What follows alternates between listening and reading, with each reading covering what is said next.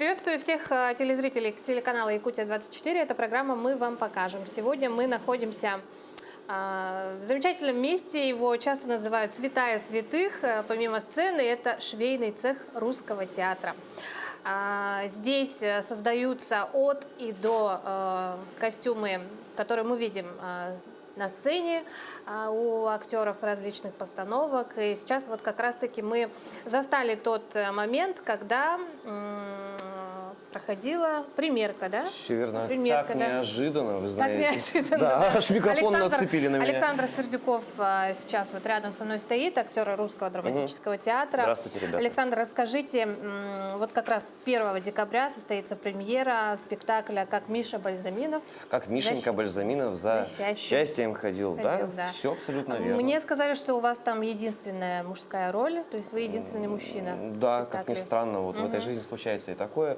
Действительно, единственная мужская роль. Ну, я повторюсь, я уже давал неоднократное интервью, что многие читали, многие видели замечательный кинофильм про Бальзаминова. Все вертится вокруг него, вокруг поиска счастья Миши. Ну, что вам еще добавить? Все так и есть, все как в фильме, все в спектакле, только чуть-чуть по-другому. Другие лица, другая эпоха чуть-чуть, другие декорации, другая музыка. Все то же самое, но чуть-чуть по-другому и, возможно, даже интереснее. Так, что насчет образа сами, вот как думаете, как считаете? Образ во. Во. Вот как говорят у нас в колхозе, образ во. Это уже по поводу образа судить не мне, судить дорогому зрителю, который придет к нам 1 числа в Русский драматический театр имени Александра Сергеевича Пушкина. Вот. Он создается, он еще не готов, он в процессе. Я думаю, что он будет создаваться еще не один спектакль, когда наконец-то спектакль полетит, заживет какой-то своей жизнью. Поэтому это процесс, я думаю, что ни одной, ни 2 недели, даже ни 1 месяца. Это такой бесконечный процесс создания и воплощения какого-то образа. Потому что Миша, ну, любая роль – это как маленькая жизнь. А в течение жизни на нас налепляется то одно, то другое, то третье, то четвертое. Так же и с Мишенькой. Он такой же человек, как все, просто очень необычный.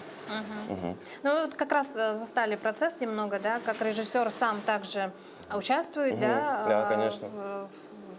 Вообще в целом. Да, в процессе примерки, соответственно, да. Да, а бывает такое, что актеру не нравится, ну не в обиду вашим коллегам, да, которые работают здесь, замечательные женщины, девушки. Конечно. Бывает такое. Вам же тоже не все мужчины на свете нравятся, правильно? Вот и многим артистам не нравится костюм. Приходят и говорят, это что такое? Всех уволю. Но это не в нашем театре. В нашем театре всем все нравится. А знаете почему? Почему? Швеи у нас во. Вот. Опытные, давно работают, дело не в опыте, дело в отношении. Опыт, конечно, штука важная, но отношения и любовь к своей профессии – это, конечно, немаловажный фактор. Вот. А у нас самый лучший швейный цех на свете. Спросите у любого. А мы успеем пообщаться. Конечно. Да, вот как раз после вас. А если немножко о ролях ваших поговорить, да, вот последняя такая роль, которая, ну, больше вам может крайняя, быть, наверное. Да, крайняя и больше, которая запомнилась, может быть, больше всего понравилась, есть такие? Все роли нравятся всегда. Да, это был спектакль Алексея Ларичева «Нас обвенчает прилив». К сожалению, этот спектакль уже не идет в нашем репертуаре. Я играл в массовке, я лежал на заднем плане, обмотанный диодной лентой, вот, в течение 3 минут после начала 2-го акта. Ничего не делал, потом вставал и уходил. Вот это необычная роль, тогда была достаточно. Лентой? Да, диодной лентой была обмотана, она светилась, я так красиво гармонировал со всем окружающим миром, который существовал на сцене. Вот это как-то вот мне понравилось, да. А крайняя? Крайняя.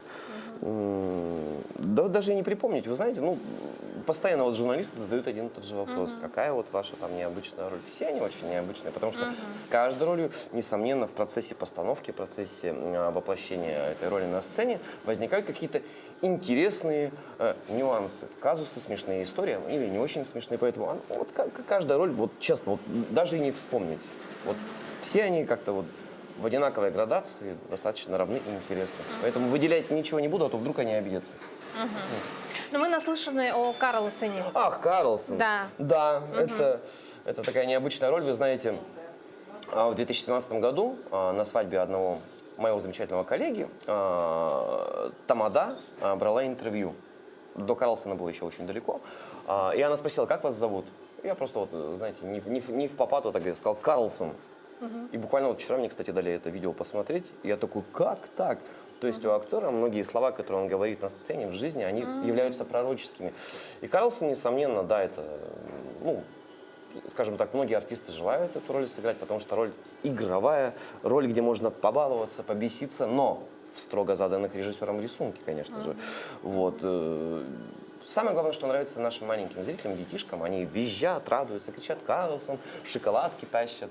Хоть я их не ем, я их отдаю своим более прожорливым коллегам. Вот. Но, несомненно, роль интересна, и я всех детишек, мамы, папы, бабушек и дедушек приглашаю на нашу сказку, которая, кстати, в декабре состоится. А на улице дети не подбегают, не кричат, не зовут Карлсон? Нет, я стараюсь достаточно сильно маскироваться, чтобы они не кричали. Ну, там тем более такой пропеллера нет, и узнать меня сложно. Грим отдельный. Да, грим, пропеллер и все остальное. Поэтому такого, конечно, нет. Ну и, собственно, продолжим, да, о костюме. Лариса, можно вас, да? Лариса, вы где? Вот, смотрите, какой костюм у Ларисы красивый. Да, Лариса, ну в чем вот специфика, да? Вот вы пока вот примеряли, мы наблюдали, да? Там и наклоняетесь, и нагибаетесь, И на да? коленочку присаживаюсь. Прежде всего, хорошая физическая форма. Ну да, спасибо, Саша, за Так. подсказку. Ну, а вообще, конечно, у нас же примерка, значит, почему происходит? Чтобы костюмчик сидел хорошо, понимаете? так. Поэтому все нюансы нужно учитывать. Ширину внизу брюк, ширину в талии, чтобы штаны не свалились во время спектакля, чтобы актер себя чувствовал хорошо, комфортно, чтобы он мог руку поднять, а костюмчик остался на месте, понимаете? Ну, то есть вот как бы... много А бывают нюансов. такие курьезы, что действительно там что-то слетело? Конечно, да? приходите на наш Часто? спектакль. А как? Обязательно. Бывает не без этого, но И это... люди начинают ходить с двойным упорством на такие спектакли, потому что кому-то и нравится. Есть, конечно, кому не нравится, но таких меньшинство, слава Ну, богу. у нас есть костюмеры, которые эти нюансы за кулисами моментально Решают, исправляют. исправляют. Да, и поэтому иной раз зритель, он даже не замечает. Как будто так и задумано, возможно, как да? будто так и задумано, да. Ну вот на создание вот данного костюма сколько вот примерно времени у вас ушло? Часа... я что-то... Несколько работало По-моему. человек или Ну, вы? конечно. Сначала, значит, эскиз Так. от художника. Потом выбираем ткань, покупаем ткань, делаем раскладку, раскраиваем, отдаем в работу. И вот после раскроя портной делает мастер наш костюмчик, и мы меряем. Но у нас еще вторая примерка будет, это уже полуготовый вариант.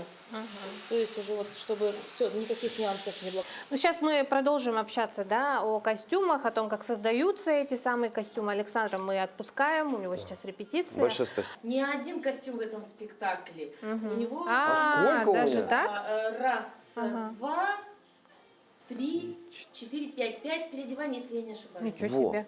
И все специально вот шьется, Конечно. да, все новое. Даже нижнее Да? белье. Серьезно? Да вы что? Да, причем из шитья. На подтяжках. Так. Мы не будем раскрывать все тайны, поэтому посмотрите сами. Вот видим эскиз, то, что я ранее говорила про Бальзаминова, что у него не один костюм, а у него несколько переодеваний. Так. Вот они несколько переодеваний у нас. Так.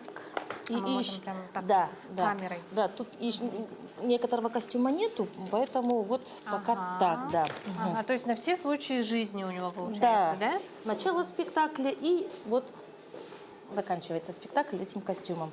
То есть вот видите, цветовая гамма, она разная. То есть вот как костюмчик, который мы как раз-таки делали мерки, да? Это он? Нет. Это другой. Его Да. здесь нет? Его здесь нету, мы вам показывать не будем. Ага, Чтобы- так. да. Ладно, хорошо. Увидим его на сцене. Да.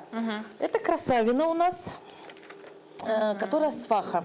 Вот, Так. значит, у нее два костюма. Он черный и белый. Вот элемент костюма. Вот как раз Да, на это элемент один манекене. только костюма на манекене, да, который финальный. Это у нас Анфиса и Раиса, две Так. сестры. Покажем вот так чуть-чуть. Так, далее у нас идет Всего у нас сколько задействовано ролей? 8 девушек 8. и один 8 девушек и один Саша Сердюков. молодой человек. Мгм. Так, это, значит, вот эскиз мамы Павла Петровны, мамы Бальзаминова. Далее, это Матрёны, которая служанка у них работает в доме. Так, тут вот у нас несколько эскизов прислала художница, но так как актеры все разные, актрисы все разные, поэтому пришлось немножко ей доработать и сделать под нее, то есть под нашу актрису. Вот, и поэтому у нас вот она будет вот в таких вот вариантах. Вот тоже два Так. переодевания, это мы уберем. А это у нас две красавицы. Спектакли, как принцессы будут ходить, тоже красивые. Ну и как все остальные персонажи этого спектакля. Так, Лариса, ну, эскиз создан, да? Да. А далее вот что идет? Далее, Этапу. значит, идет подбор ткани. То есть мы едем, берем ткань, учитывая все пожелания художника, она вот здесь вот расписывает, какая ткань должна быть, каким цветом, структура ткани должна. После этого еще с режиссером разговариваем, как он бы это видел. И едем в магазин и берем ткани. Все, взяли ткани, вот стол мой рабочий, сначала на бумаге, потом все на ткани. Все, раскроила, отдала в работу, девочки собрали, меряем. Но я вижу, у вас уже там склад ткани есть, да, свой определенный. Ну да, у нас неопределенный, у нас наш склад. Эти ткани не просто так, допустим, сюда складируются, а когда-то остаточки остаются от такого иного костюма. Или, допустим, покупали вот рабочие материалы, там на подклад, на подюбку идет, дублерин, подклад, плечики, пуговицы. То есть вот этот склад вот у нас. Ну вот сейчас в процессе примерки мы услышали, что о каких-то цифрах вы там говорили, да, 65, 60. Ага, и нам вот по секрету сказали, что вы знаете объемы каждого артиста, то есть если даже там поправился на 2 сантиметра, это уже отражается На примерке, да. на костюме. Да, и на костюме, соответственно, конечно. Да, ну вообще, что могу я сказать? Мы предупреждаем актеров, да и они сами иной раз знают. Приходят и говорят, я похудела, или я поправился, все. И перед спектаклем, или до спектакля, за неделю, или там даже можно за месяц предупреждает, что я похудел. Мы уже начинаем работать над этим. То есть подгоняете как-то, что-то меняете, ушиваете? Ну да, или... да. Ну, это, бывает такое? это называется рабочие моменты. Могу показать кринолины, которые будут на девушках. Они своеобразные, мы сделали их своими руками. То есть они выглядят вот так. То есть вот одеваются. Вот такие кринолинчики. А сверху уже будет платье. Да. Да. Ага, Лариса, сколько вас здесь вот получается? В нашем цехе работает работает 4 человека. Ага, всего. Всего И это на 4 весь человека. театр, и все успеваете, да, Стараемся. получается? Стараемся. У каждого своя задача, своя роль. Да, у каждого своя роль и своя задача. Да. Вот, и мы можем как раз-таки сравнить, да, клеточка, да, там, что-то, или что-то наподобие клеточки. Ну да. Это жилетик у нас будет. Жилетик. Еще вывернуть не могу там на иголочках еще. Это будет жилетик. Ну вот есть какие-то определенные сроки, когда вот Еще нужно, какие? да? Еще Так. какие? сроки? Бывает, что не успеваете, или Не вот бывает. ночами Нет. сидите, или... Нет, у нас все в рабочее время. Так. Есть хорошая очень поговорка. Рабочее время дано для того, чтобы работать. 8 часов отработай свое без прогулов и так далее. Короче говоря, честно отдай 8 часов в работе, и у тебя не будет ночных смен и задержек на работе. Это бывает крайне редко, когда форс-мажор, когда чего-то вдруг где-то конкретно сломалось, когда вот без нас, без швейного цеха уже никак. Ну, у нас очень дружный коллектив, мы все вместе работаем. Вот у нас Наталья Сергеевна Домки. Так, красавица. Домки Наталья Сергеевна. Там у нас Анна Ивановна Мухина. Она непревзойденный мастер мужских костюмов. Наташа у нас по женскому. Я где-то посередке массовку шью, Наталья, повернитесь, скажем так. покажитесь. Так, ага. Да. Ну вот как давно вот вы в этом коллективе вместе? В этом коллективе мы уже лет 15, да, Лариса? Уже, да? Ивановна? Мы с вами в коллективе больше 20 лет. Ну да. Анна Ивановна посредине, и Лариса Ивановна у нас самая молодая. Начнем с лихих 90-х. Я пришла как раз где-то в 93-м или 5-м году, не помню сейчас. Сами понимаете, да? И как бы магазины это были пустые, денег в казне тоже не было. И шили из всего. И в то время как раз мы поставили «Фигаро», юбилей театра был, поставили «Фигаро». Так мы шили из подкладочной ткани, из синтетики. Благо у нее был большой разноцвет. Вот огромный разноцвет был. И все, и главные герои, и массовка, и все И остальное. все это шло на пошив. Все были из одной ткани. Ну, с тканями, конечно, было проблемно. И как бы, ну, сейчас, конечно, чистое удовольствие, были бы деньги, можно купить все. Но, опять же, тоже, раньше были очень хорошие ткани. В советское время были очень хорошие ткани. Более качественные, наверное, да? Более чем качественные. Они не закатывались, не посаживались под каждым утюгом, не садились на каждом постирушке. А сейчас есть такие ткани, которые, их сколько утюжишь, не столько садятся. Да, есть такое. Не успеешь одеть, он уже весь в катышках. То, что они электризуются со страшной силой, это вы тоже, наверное, знаете. Поэтому так. Короче, выкручивались как могли. Где что найдем. Очень много пользовались нашим складом неиграющих костюмов, которые вот они... Очень много было подбора, и там, конечно, подбирали на свой лад, где-то подделывали, перелицовывали, подшаманивали. Вот. Но были здесь честью. Ну, потом как-то мы стали жить немножко лучше, начали появляться деньги. И пошло потихоньку. Сейчас у нас очень, я считаю, что у нас очень богатый склад неиграющих костюмов. А что самое интересное в вашей работе? Все. Все? Где вы еще найдете, приходите в швейные училища, где вы еще найдете такую работу, когда вы можете скакать по годам, по векам, можете шить обувь, одежду на тело, собственно, и головные уборы. Это же интересно. Сегодня вы шьете на сегодняшний день. Завтра вы можете попасть в 18 век. Там вообще сказочные костюмы. Или 50-е годы, новый вид. Это же красота какая неописуемая. Наша профессия самая творческая. Только с поварами могу еще поделиться. Потому что у них тоже одни и те же продукты, а блюда каждый день разные. У нас тоже тело человека практически не меняется уже много-много тысяч лет. А каждый день одевается по-новому. Поэтому приходите в швейные училища, учитесь, получайте нашу профессию. Это же сказочная профессия, совершенно. Кстати, сказки шить – это чистое удовольствие. Чистое удовольствие.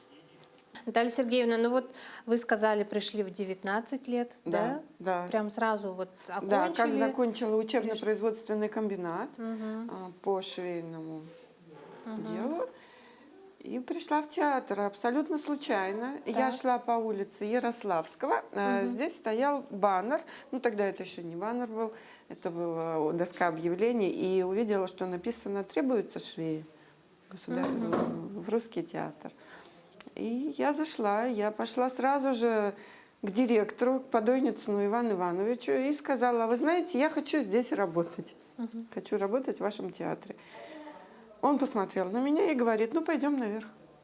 И он меня привел сюда, на 3-й этаж. Сразу? Сразу же, вот в тот же день, это был ноябрь, да, как раз ноябрь, вот мне 32 года будет, О, как ничего я себе. на своем рабочем месте. Мне очень все понравилось.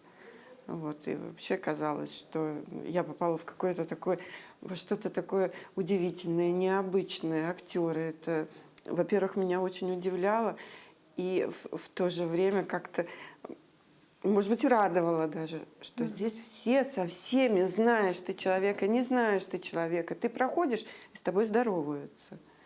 И могут поздороваться несколько раз на дню. Ну вот. Ну и сразу окунулась я в работу. Мы ставили спектакль, на который я попала. Это был «Яма». И тоже первый ваш костюм был Первый мужской мой... фрак? Нет. Нет? Ага. И сразу первый мой костюм был женский. Я, правда, к сожалению, я не помню героиню, кому я... По-моему, я Женечке делала. Героине Женечки костюм, да. Делала розочки вручную, все.